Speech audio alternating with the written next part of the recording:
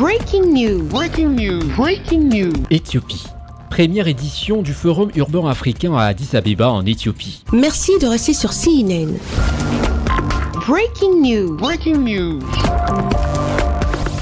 Un protocole d'attente a été signé entre l'Organisation des Nations Unies Habitat et le ministère de la Construction, du Logement et de l'Urbanisme de la Côte d'Ivoire. Il marque un tournant décisif dans la mobilisation des ressources pour favoriser le développement urbain durable en Côte d'Ivoire. Les deux parties s'engagent à collaborer pour concevoir et mobiliser des financements et mettre en œuvre des projets et de programmes d'urbanisation. Ce protocole d'entente a été signé à l'occasion de la première édition du Forum urbain africain à Addis Abeba, en Éthiopie. Le ministre ivoirien de la Construction, du Logement et de l'Urbanisation, M. Bruno Nabagné Koné, chef de la délégation ivoirienne, a participé à plusieurs sessions ministérielles, des rencontres B2B ainsi que des panels de haut niveau. Nos pays se développent et nous avons 53-54% de la population qui est urbaine. Et cela nécessite une prise en charge, cela nécessite un accompagnement spécifique.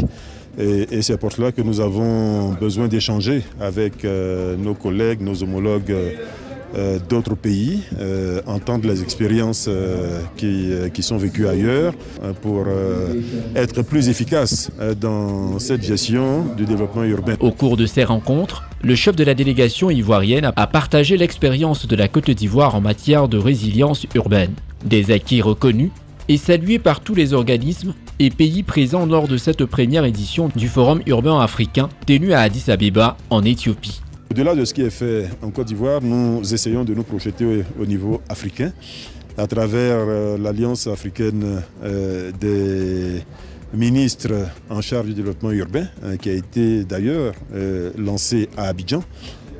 Et cette alliance a pour but surtout de nous rendre plus forts dans les missions qui nous sont confiées par nos États respectifs, d'avoir un dialogue qui soit mieux structuré et plus efficace avec les bailleurs, donc avec la communauté des bailleurs et avec toutes les entités à travers le monde. Après 3 jours de travaux intenses, auxquels ont participé environ 1500 délégués, le chef de la délégation ivoirienne, Bruno Nabagné Koné et sa suite, se sont rendus dans les quartiers appelés Bolé Belboula, où le gouvernement éthiopien développe un projet de 60 000 logements sociaux. Merci d'être sur CNN, la télévision autrement. Les programmes se poursuivent. Retrouvez toute l'actualité afro-mondiale en ligne et en multidiffusion sur CNN, C-Web Info et plateformes digitales, Facebook, YouTube, Instagram et en simultané sur Radio Voltage 2.